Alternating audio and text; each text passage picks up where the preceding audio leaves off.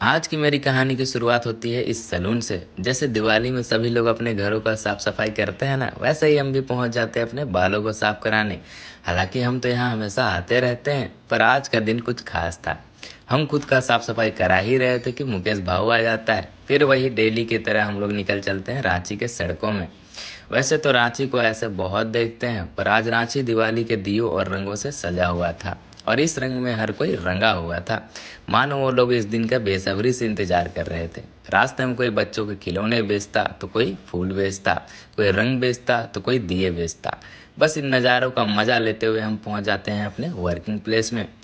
वैसे तो ये प्लेस बहुत अच्छा है। इसके गार्डन को देखते हमेशा मुझे एक ही चीज़ याद आती है कि एक नींद मार लेते हैं यार। वैसे तो सुबह सुबह हम लोग पूरी और छोला खाते हैं एंड काम पे लग जाते हैं। यह जगह मेरे लिए बहुत इंपॉर्टेंस रखता है, क्योंकि अगर हम यहाँ नहीं आते तो मेरी दोस्ती इस पागल से दोस्त से नहीं होती।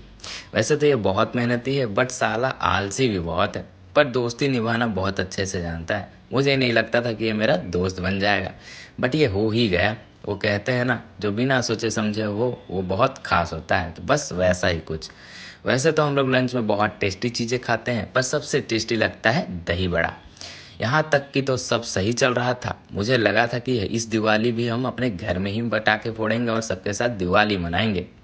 पर जैसे ही घर पहुँचता हूँ, पता चलता है कि मुझे कोलकाता के लिए निकलना होगा। तो फिर क्या, बस मेरे चाइल्डहुड फ्रेंड यानी मेरे बचपन के साथी नाना जी के साथ निकल चलते हैं।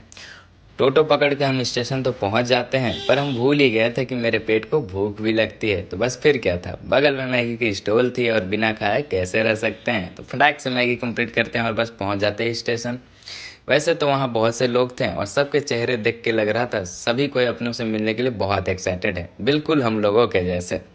कुछ देर तक इंतजार करने के बाद ट्रेन आ ही जाती है। बस फिर क्या था, इस घर जैसी ट्रेन में अपनी जगह ढूंढ लेते हैं। कुछ देर तक बातें चलती हैं, फिर मेरी आंखें बोलती हैं, थोड़ा आराम मिलेगा मालिक।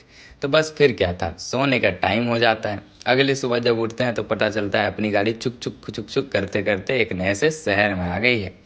यह शहर नया जरूर था, पर लोग अपने और पुराने थे। बस अपनी बोरिया बिस्तर उठाते हैं और बस ट्रेन के बाहर निकलते हैं। निकलते ही मामा जी दिख जाते हैं, उनके साथ हावड़ा स्टेशन देखते हैं और यहाँ के लोगों को।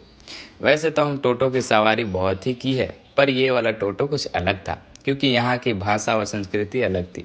टोटो का मज़ा लेते लेते और रास्तों में अलग अलग रंगों के लोगों को देखते देखते हम पहुँच जाते हैं घर, जहाँ मेरा एक नन्हा सा दोस्त यानी दक्षु बहुत बेसब्री से इंतज़ार कर रहा होता है।